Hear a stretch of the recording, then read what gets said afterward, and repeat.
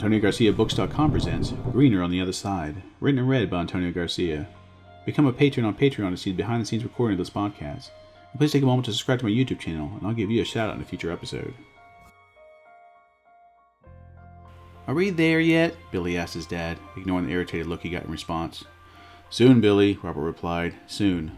How did I get stuck with all the kids again? Robert asked himself. I want to play with Leia, Samantha jumped in. She couldn't wait to play with her grandma's dog. Ow, stop it, Teddy said, pushing Billy off of him and into their sister. Dad, tell Billy to leave me alone. I'm trying to play a game on my tablet. Billy, Robert said, leave your brother alone. We're almost there, so calm down. As Robert brought the car to a stop at a light, he glanced over to see a man walk out of Victoria's Secret store with a woman that could have been a model. The two carried shopping bags to the man's porch and put it all in the trunk. Robert could only stare at them dreamily. A honk from the car behind him informed him that the light had turned green and he was now holding up traffic. He stepped on the gas and the car took off. Married 10 years and with 3 kids, Robert felt as if his life had become routine of hauling kids around and his wife being annoyed with them. Like everyone else, he often wondered what life would be like if he hadn't married so young, but then he would be brought back to reality and come to terms with it. His wife had picked up on his mood over the last year or so, but figured it was just a phase, so he tolerated it, but only to an extent. The holidays were usually easier to get through, and as they drove through the snow-filled town, Robert's mind seemed to be drifting more and more. Are we there yet? Samantha asked, bringing him back. Once they arrived at Grandma's house, the kids ran in to play while Robert began unloading the trunk. After his last trip, he laid the rest of the presents by the tree and went around greeting everyone one by one. Robert, his wife called. Yes, dear, he answered. We ran out of a few things, he explained. Do you mind going to the store real quick to get them? Still exhausted from the drive there, he said. Sure, dear. She gave him a quick peck on the cheek and gave him the list. Fortunately, the store was closed and it didn't take him long to get a few things they needed. As he pulled into the driveway, he found he was having a hard time getting out of the car. He didn't know why, but depression filled him. He didn't want to even go inside. He leaned forward and put his head on the steering wheel. Mr. Smith, a voice said, making Robert raise his head in surprise. Is everything all right? He looked around stunned. He raised his head to find himself wearing different clothes and in a different car. What? He asked, trying to come to terms with a new environment. Is everything all right? The man repeated. Where am I? You're in front of Bernard's, the man stated. I'm the valet. Would you like me to still park your car? I have to get back to my family, Robert said, but got out of the car since it wasn't his. Family, sir? The man asked, obviously confused. I'm sorry, Mr. Smith. I wasn't aware you had a family. Should I tell the young lady inside that you had to leave? Sure, Robert replied and started to walk away. Sir, the valet called after him, what about your car? Robert looked around. Where's my car? The valet looked at him confused. Sir, this is your car. Not seeing his own car in the parking lot, he walked back and got into the car the valet said was his. Wanting to end the conversation and get back to his family, he started to drive off. Have a good night, sir, the valet said, backing away. The valet went inside the restaurant to tell the beautiful woman inside what just happened. Robert pulled in front of his mother-in-law's house, confused why there were now different cars parked in the driveway. He got out of the car and walked to the door. His mother-in-law opened the door when he rang the doorbell. Can I help you? She asked warmly but curious. Hi, Madeline, he said. It's me, Robert. Can I come in? I'm having the weirdest night and I need to talk to Jen. He tried to walk in, but Madeline blocked his way. What are you doing? He asked. What are you doing? She replied. Why are you keeping me from coming in? He asked, showing his annoyance. He was surprised when she answered, Because I don't know who you are. What are you talking about? He started. It's me, Robert, your son-in-law, Jen's husband of over 10 years. Where's Jen? This night is getting weirder and weirder. Still blocking his path, Madeline called out. Jen, Stephen, come to the door, please. Who the hell is Steve? Robert asked. Madeline didn't answer, but instead waited for them to arrive. Is everything all right, Madeline? Stephen asked when he and Jen arrived at the door. This man showed up at the door and is acting strange, Madeline explained. He says he's Jen's husband and wants to come in. You're obviously confused, sir, Stephen said, trying not to antagonize Robert too much. I think you should leave. Robert looked at Jen. What the hell is going on? I just went to go pick up a few things at the store and then woke up in that car and wearing these clothes. Jen didn't know how to respond, but wanting Robert to leave, she backed away and said, I don't know who you are. Robert could tell she was serious. But we have 3 kids together, he explained. Teddy, Samantha, and the youngest, Billy. He could see a little surprise in her eyes.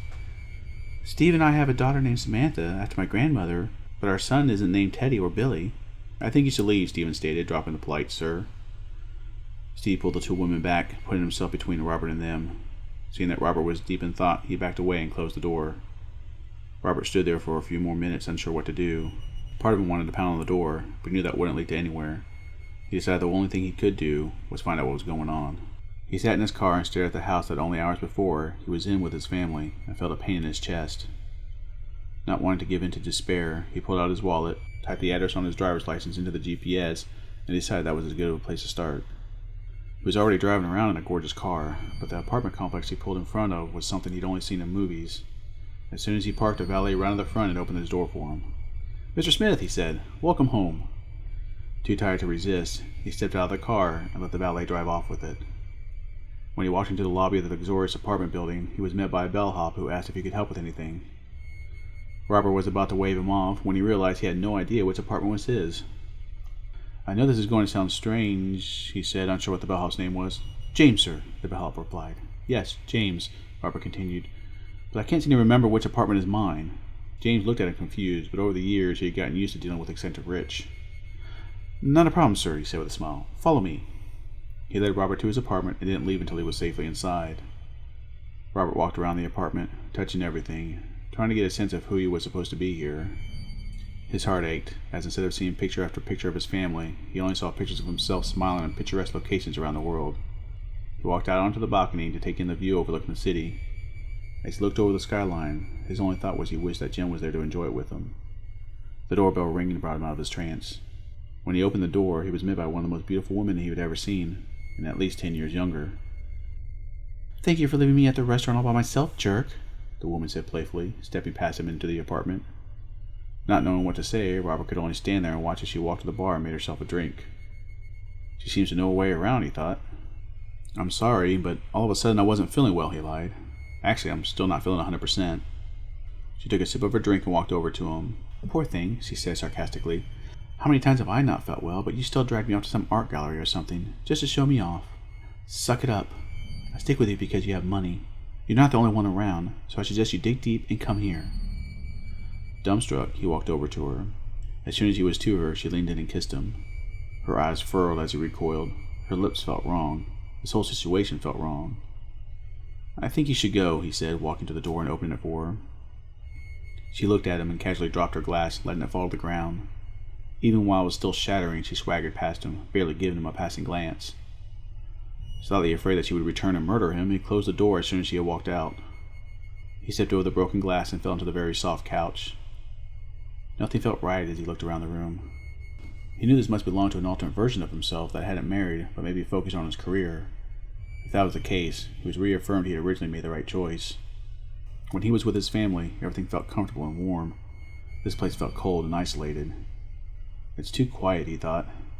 Since his first child was born, there wasn't many quiet nights. "It's also too clean," he thought, chuckling a little. His mild moment of happiness only added to the depression, and his heart immediately grew heavy again. He couldn't believe that he ever wanted anything other than the life he had. When he was younger, he longed for riches and to live in the finest home, but now as he sat there on that extra soft couch in that overly luxurious apartment with a breathtaking view, he felt more lonely than he ever had before. He groaned as he tilted his head back and closed his eyes. With his eyes still closed, he brought his head forward, and immediately opened them back up when his head hit the steering wheel and honked the horn. He shot up and looked around. He was back in his mother-in-law's driveway. His heart raced at the realization he was back to the right present, back to his family. Jen yelped as Robert burst through the door, walked to her, and picked her up in a warm bear hug. "What are you doing?" she said, laughing. "I just missed you and the kids," he said, letting her back down to the ground.